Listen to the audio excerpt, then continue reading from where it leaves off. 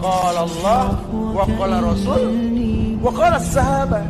Rasulullah sallallahu alaihi wasallam bersabda. Allah Subhanahu wa taala berfirman, Nabi sallallahu alaihi wasallam pernah bersabda.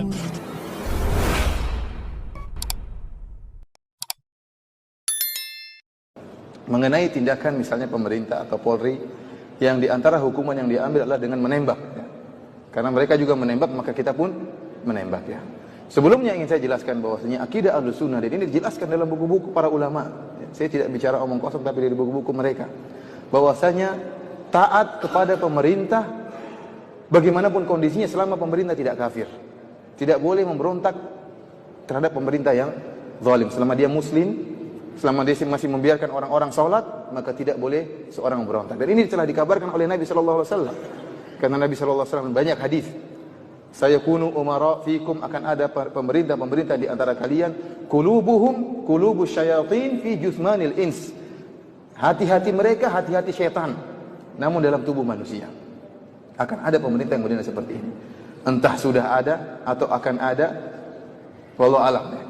Kemudian Nabi SAW juga dalam hadis yang lain mengatakan syiraru a'immatikum alladzina yal'anunakum wa tal'anunahum wa yad'una 'alaikum wa tad'una 'alaikum.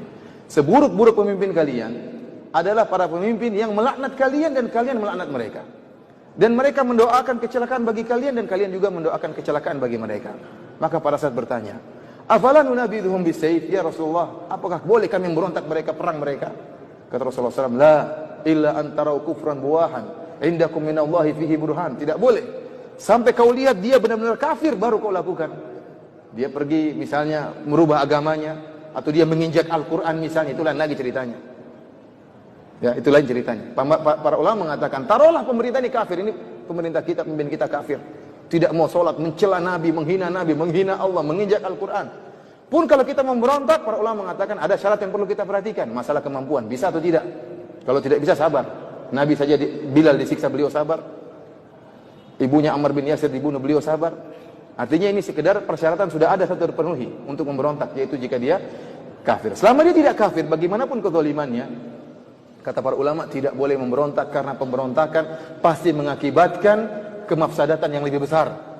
Dan Islam adalah agama yang menimbang antara maslahat dan mudarat, bukan agama hayal, bukan agama asal yang penting perang, asal jalan. Tidak, lihat maslahat dan mudarat. Kalau tidak ada pemerintahan, ada pemberontakan, pasti banyak yang bertumpahan darah. Dan kita sudah contoh-contohnya di mana-mana sekarang, banyak bertumpahan darah, dan itu tidak kita inginkan. Tidak kita inginkan. Ya. Lantas bagaimana kalau ternyata pemerintah kita tidak kafir? Seorang yang muslim, yang juga sholat, dia punya kekurangan yang wajar. Dia punya kekurangan yang wajar, kita berusaha menasihati dengan cara yang baik.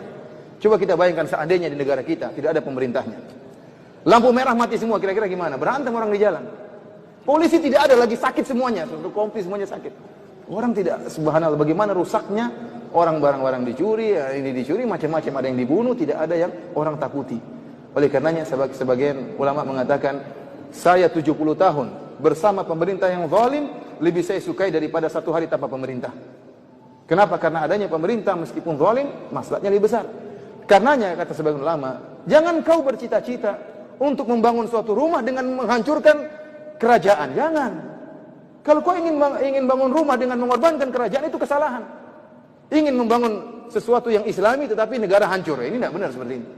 Ya.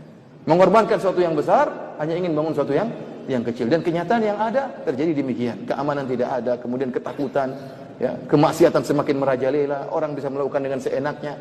Oleh karenanya akidah Ahlussunnah wal Jamaah ini diperintahkan oleh Nabi sallallahu alaihi wasallam, ya, taat kepada pemerintah meskipun pemerintah tersebut zalim, selama pemerintah tersebut tidak menyuruh kita untuk maksiat. Kalau dia menyuruh kita untuk maksiat, kita tidak taat. Tapi kalau dia menyuruh kita kepada yang baik, maka kita taat. Dan Allah telah berfirman, wa ati'ullah wa ati'ur rasul wa ulil amri minkum. Taatlah kepada Allah dan taatlah kepada Rasulullah dan pemerintah di antara kalian. Perhatikan di sini kata para ulama. Allah mengatakan taat kepada Allah. Taatlah kalian kepada Allah. Taatlah kalian kepada Rasulullah. Dan taat juga kepada pemerintah. Justru ketaatan kita kepada pemerintah pada perkara-perkara yang tidak ada dalilnya. Kalau ada dalilnya tidak perlu pemerintah, kita langsung taat kepada Allah. Kalau pemerintah suruh sholat, nggak perlu pemerintah suruh sholat, kita juga sholat. Tetapi yang justru kita ditekankan adalah taat kepada perkara-perkara yang ada maslahatnya dan tidak ada dalilnya. Contohnya apa? Lampu merah. Makanya para ulama mengatakan, barang siapa yang sengaja melanggar lampu merah berdosa. Benar ini. Melanggar lampu merah berdosa karena merusak kemaslahatan. Antum kira tidak berdosa, berdosa. Kalau kita menghilangkan gangguan dari jalan dapat pahala, kalau kita meletakkan gangguan dapat dosa enggak? Dapat dosa. Melanggar ini mengganggu stabilitas keamanan. Ini berdosa. Kenapa melanggar perintah Allah wa ulil amri minkum? Taatlah kepada pemerintah di antara kalian. Sekarang timbul pemberontakan. Kita dapati bahwasanya Ali bin Abi Thalib di zaman beliau muncul orang-orang Khawarij. Sebelum Ali bin Abi Thalib memerangi orang Khawarij, Ali bin Abi Thalib mengutus Ibnu Abbas. Ibnu Abbas diutus dengan pakai pakaian yang indah untuk berdialog dengan orang Khawarij. Orang-orang Khawarij tersebut adalah orang yang, ya kata Nabi SAW, tahqiruna salatakum ma'a salatim. Kalian akan merasa sepele, menyepelekan salat kalian dibandingkan salat mereka. Kenapa? Orang-orang Khawarij ini begitu hebat ibadahnya. Wajahnya pucat karena sering salat malam, sering puasa, jidatnya hitam, sangat hitam karena begitu rajin beribadah, pakaiannya lusuh, tidak mau dengan dunia. Maka datanglah Ibnu Abbas berdialog dengan mereka dengan pakaian yang indah. Maka mereka protes, kenapa kau pakai pakaian yang indah? Kata dia, apakah Allah mengharamkan pakaian yang indah? Akhirnya terjadi dialog sehingga sepertiga dari mereka sadar. Tinggal 2/3 baru kemudian diperangi oleh Ali bin Abi Thalib sampai bunuh-bunuhan. Intinya para hadirin, terutama pertanyaan yang disampaikan oleh Bapak tadi, ya, bahwasanya kalau memang kondisinya mengharuskan untuk membunuh mereka, ya, maka dilakukan. Jika memang itu mengharuskan, jika tidak kita lawan mereka, maka mereka akan semakin melakukan pembunuhan, maka kita menjalankan perintah pemerintah dan ini memang ada kemaslahatannya. Ya. Namun kalau bisa tidak dibunuh, kita berusaha tidak membunuh, kita berusaha menangkap. Dan ini yang terbaik, kita tangkap mereka, kemudian kita kirim ustadz untuk menasihati mereka. Ini yang terbaik. Tapi kalau memang kondisinya tidak mungkin kecuali dengan cara begitu, maka kalau tidak kita membunuh mereka yang membunuh kita, ini maka diperbolehkan dan tidak mengapa. Wallahu a'lam bishawab. Qala Allah wa qala Rasul wa qala sahabat. Rasulullah sallallahu alaihi wasallam bersabda. Allah Subhanahu wa taala berfirman, Nabi sallallahu alaihi wasallam pernah bersabda.